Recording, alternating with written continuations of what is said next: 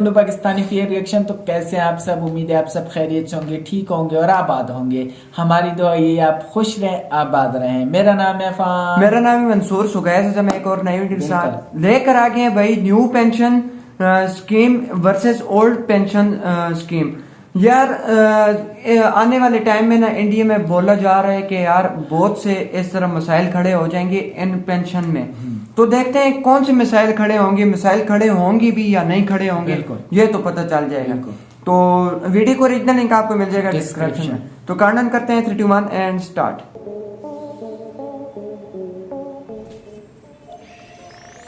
दोस्तों, आजकल इस देश में एक खतरनाक बहस छिड़ी हुई है और वो है न्यू पेंशन स्कीम और ओल्ड पेंशन स्कीम के बीच। पंजाब, गुजरात, छत्तीसगढ़ और राजस्थान जैसे राज्य अब ये सोचने लगे हैं कि उन्हें ओल्ड पेंशन स्कीम की तरफ वापस चले जाना चाहिए।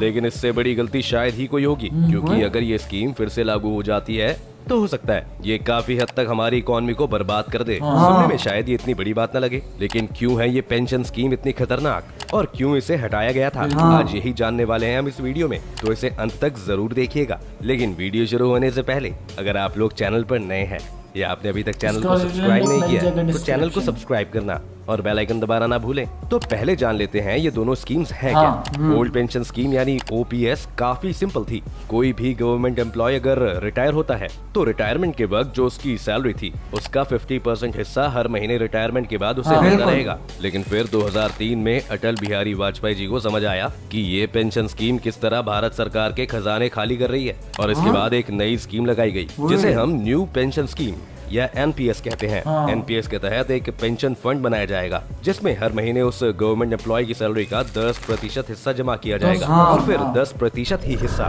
सरकार उसमें ऐड करेगी। इसे बाद में 14% कर दिया गया था, यानी अब एम्प्लॉयज 10% देगा और सरकार 14%। और इस रिफंड को अब एक फंड मैनेजर द्वारा मार्केट में इन्वेस्ट किया जाएगा ताकि इस पर रिटर्न मिलता रहे। इसका फायदा ये था कि जब रिटायरमेंट के बाद महंगाई बढ़ चुकी होगी तो ये फंड भी बढ़ चुका होगा। इसके बाद इसका 60% हिस्सा रिटायर होते तुरंत मिल जाएगा और बाकी 40% अभी भी सरकार के पास रहेगा और हर महीने आपको इसका कुछ हिस्सा पेंशन के रूप में मिलता रहेगा।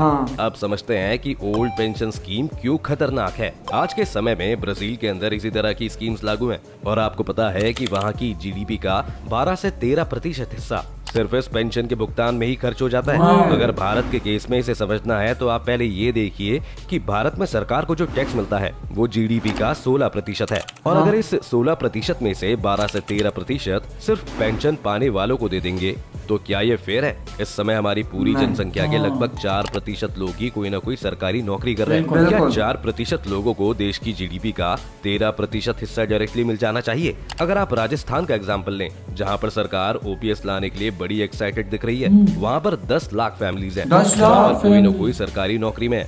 लेकिन राजस्थान में 1.6 करोड़ परिवार हैं, यानी कि उनकी राजस्थान में ज्यादा है। 6% लोग सरकारी नौकरी वाले हैं। यही राजस्थान सरकार हर साल सिर्फ सैलरी और पेंशन देने में 83,000 करोड़ रुपए खर्च करती है, जिसमें से 60,000 करोड़ उनकी सैलरीज हैं और 23,000 करोड़ पेंशन का पैसा है।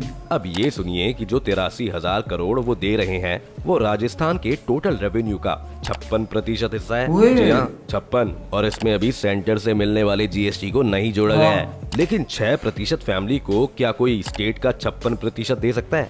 और ये भी तब है जब अभी एनपीएस लागू है। अगर 6% लोगों को स्टेट के रेवेन्यू में 56% शेयर मिल रहा है तो बाकी 94% के लिए सिर्फ 44% रेवेन्यू ही बचता है। तो ये तो बिल्कुल वैसा ही है जैसे पूरा राजस्थान बस सरकारी एम्प्लॉयज के बिल भरने के लिए ही काम कर रहा है। एनपीएस भी 2003 के बाद लागू होना शुरू हुआ है, लेकिन इसका मतलब ये है कि जो भी एम्प्लॉय 2003 से पहले रिटायर हुआ था उसे अभी भी ओपीएस के हिसाब से ही पेंशन मिल रही है। ओपीएस के हिसाब से ये बिल्स इतने ज्यादा बड़े बन गए थे कि जब 2005 में से फाइनली लागू किया गया तो वेस्ट बंगाल और तमिलनाडु के अलावा बाकी सारे 27 राज्यों ने इसे खुशी खुशी एक्सेप्ट कर लिया था। अब आते हैं दूसरे पहलू पर कि ये सारा पैसा आएगा कहां से अगर ओपीएस फिर से देश में लागू हो जाती है तो इसका मतलब है कि अभी जो सरकार 14% खर्च कर रही है उसे वो खर्च करने की जरूरत नहीं है।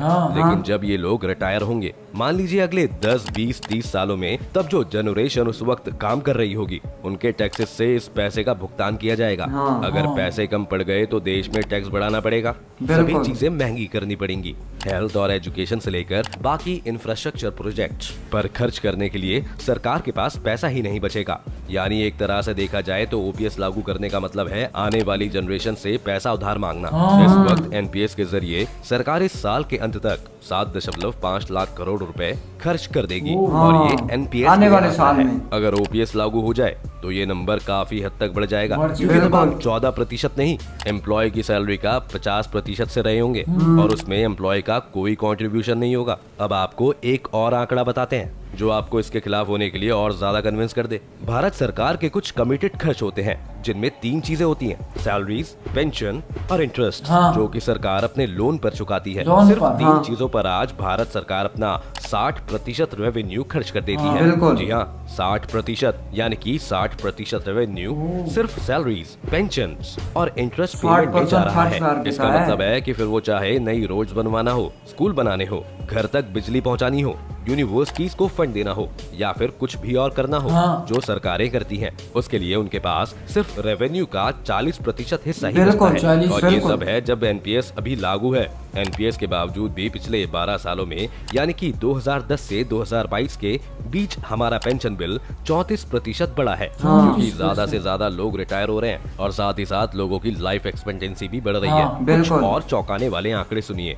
अभी हमारे देश में 60 से ज्यादा उम्र वाले लोगों की संख्या सिर्फ 16% है और तब ये हाल है। वहीं 2036 तक ये बढ़कर 23% हो जाएगी, लेकिन तब भी शायद हम इसे संभाल लेंगे। लेकिन 2050 में, यानी आज से सिर्फ 28 साल बाद 60% लोगों की एज 60 के पार पहुंच जाएगी। यानी देश में कमाने वाले लोगों की संख्या 40% होगी। 40% लोग देश के 60% लोगों के खर्चे को मैनेज कर रहे होंगे और उसमें भी अगर आप ओपीएस का भार अलग से जोड़ देंगे तो आपका वही हाल हो जाएगा जो टर्की और वेनेजुएला जैसे देशों में चल रहा है, जहाँ पर महंगाई 60 से 80% तक बढ़ गई है। जापान जैसा देश जो कि हमसे कई ज्यादा गुना अमीर है, वो भी इस प्रॉब्लम से आज जूझ रहा है और हम दूसरों से सीख लेने के बजाय देश में ये डिस्कस कर रहे हैं कि क्या ओल्ड पेंशन स्कीम वापस आनी चाहिए। इसमें अगर आपको और आंकड़ों की जरूरत है तो एक इंटरेस्टिंग आंकड़ा ये भी है कि हमारे नॉर्थ के मुकाबले साउथ के एरियाज जल्दी बूढ़े हो रहे हैं, यानी वहाँ पर एजिंग पॉपुलेशन ज्यादा है और फर्टिलिटी रेट कम है।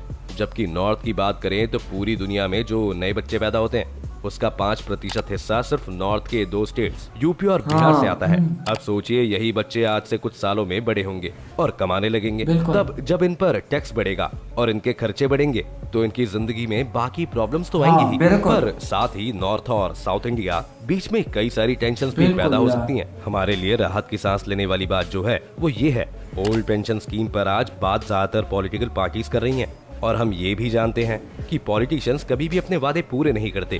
तो शायद ओपीएस लागू ना हो, लेकिन अगर गलती से भी ये लागू हो गई तो जो परिणाम अभी आपको बताए हैं वो आने वाली जनरेशन जरूर देखेगी। खैर, इसे देश में एक पॉलिटिकल मुद्दा बनाना बहुत ही गलत बात है, क्योंकि ये जरूर है कि एनपीएस को अटल बिहारी वाजपेयी की सरकार 2003 में लेकर आई थी, लेकिन इसे लागू 2005 में किया गया था जब यूपीए की सरकार थी।